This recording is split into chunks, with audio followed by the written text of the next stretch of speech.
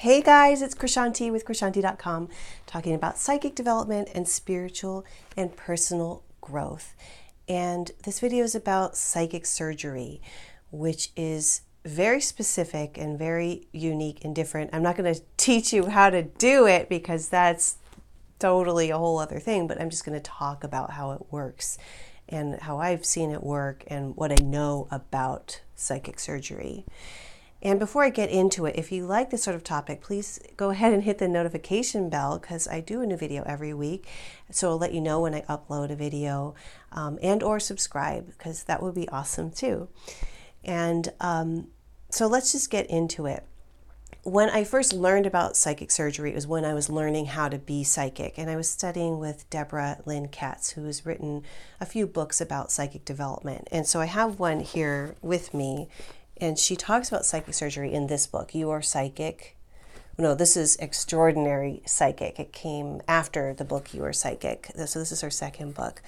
And in this, I have a little chapter where she was talking about psychic surgery. So Debra is also a friend of mine, and she lived in the Philippines and studied and worked with faith healers, which I would love to go meet and work with in the Philippines, who did and do psychic surgery. So basically what she's saying is they have this ability. I'm reading from her book. If you're interested and you want to learn, go straight to page 223 in this book. Some of these healers, known as psychic surgeons, had the extraordinary ability to make an actual incision in a patient's body with their bare hands, reach into the incision and pull out the foreign energy, which would then manifest into physical matter such as tissue, blood clots, tumors, stones, fluids, and the like.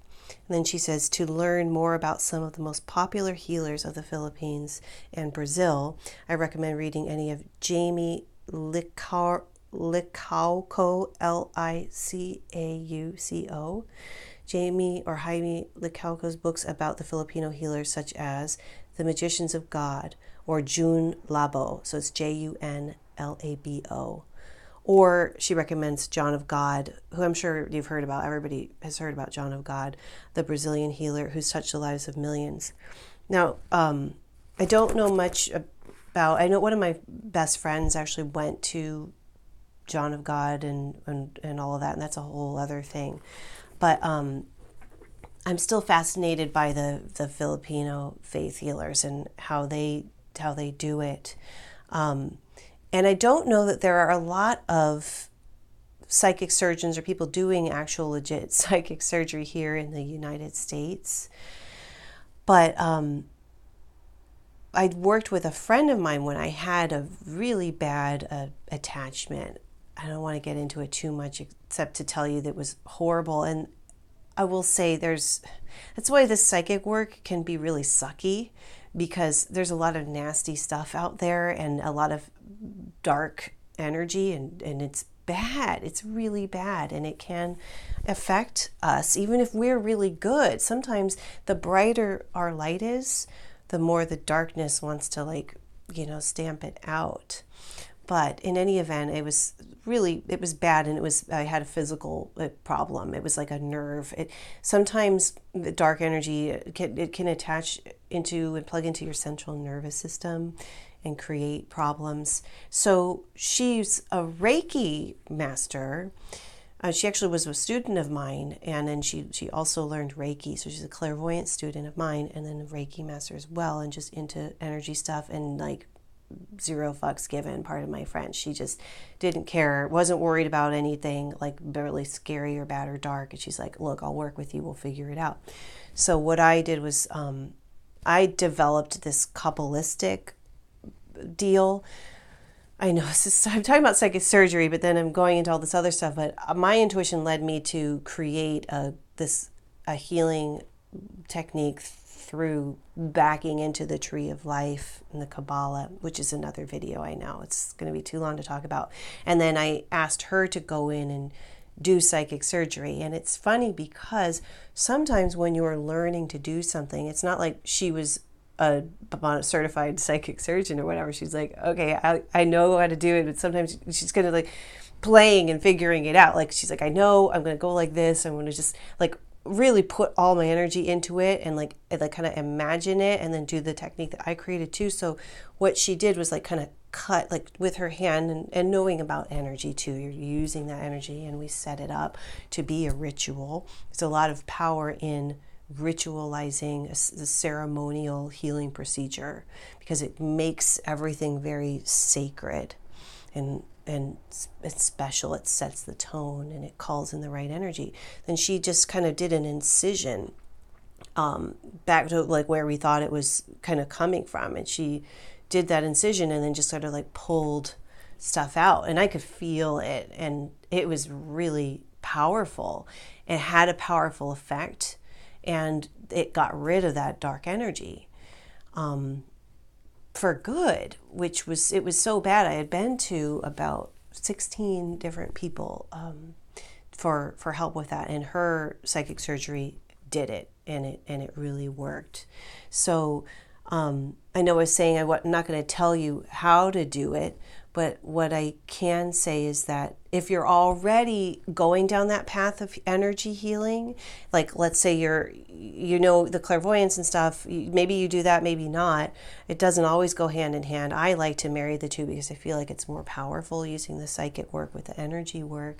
But if a lot of people I know and have known over the years, when they start to do energy work, their hands get really hot. It's super, super common. So if you're already at that point, you're doing energy work, your hands are really hot, all you have to do really is just intend to have it happen. So, you know, you don't have to be like what Debra was talking about, where you're taking the energy and then it comes into like, that'd be grossing me out so bad, you guys. I'd be like, oh, I probably couldn't do it because I'd be so shocked, even though I know all this. It's sort of shocking to see that happen. But you can imagine you're pulling out or do it. You're imagining it, but you're really doing it, which is what people have a hard time with this psychic stuff, because it does go hand in hand with imagination. That's what makes it work, what makes it tick, what makes it so super powerful and magical and special. Anyway, you could just imagine you're going to maybe that hot spot or that cool spot on that person's body, and then just say, I'm gonna do the little psychic surgery here and take out what's stuck there. And what you could be removing could be an emotion that got trapped in the body, because that happens, and it causes pain. You could just imagine you're pulling that emotion out, or I would just be really careful. I would say, yeah, the whole thing, if you're into it, you're like, I really want to learn it and do it. I think the best thing would be, I think at some point in my life, I'd like to go study with those faith healers over there and watch and observe what they do. But I didn't even talk about that whole thing, the faith healing aspect of it. They're calling in the energy of the Holy Spirit, which is what Debra talks about in her book. So they're using an energy much greater than themselves. And I should have said that at the very beginning. In order for that to be really effective and powerful, it can't just be you pretending you're an imaginary doctor with your imaginary tools, taking this imaginary thing out. It is so much more, infinitely more powerful if you're bringing in guides, or you're letting your guides kind of run, your energy healing guides run their energy through you, and like maybe connecting into your hands, and then with light, like kind of moving it out. That's what the psychic surgeons there do. I know I touched briefly on the John of God. I'm not quite sure what is going on there now, so I can't talk about it, but he's extremely famous and popular. But since then, I've kind of found my own John the Healer, who's here in the States, who's does Bangston energy work, and I find that really effective, and I love working with him. It's easier than going down to Brazil, that's for sure. But anyway, what else do I want to say about this psychic surgery thing? It's being done. I believe it has been done for a very long time, but it hasn't really been like popularized. You know, it's so funny and random. Just one of my thoughts that just came to mind is like how everybody knows what Reiki is. Like anytime I say to someone that doesn't know, or a muggle, about energy work or whatever, they're like, oh, you mean like Reiki? It's like, well, no, actually not exactly Reiki, but everybody knows that. But not everybody knows like these other different techniques, and like not everybody knows psychic surgery and what it can do. But it is being done, and I would love to see it become more popular here, because it's so cool, and it's you don't need medical insurance. You don't have to stay in the hospital for weeks after. I wish I had more data and evidence to tell you about, like more stories even about people actually being cured of things. I know Debra in the Philippines saw a lot happening, and really cool stuff. Like, you know, they told her she was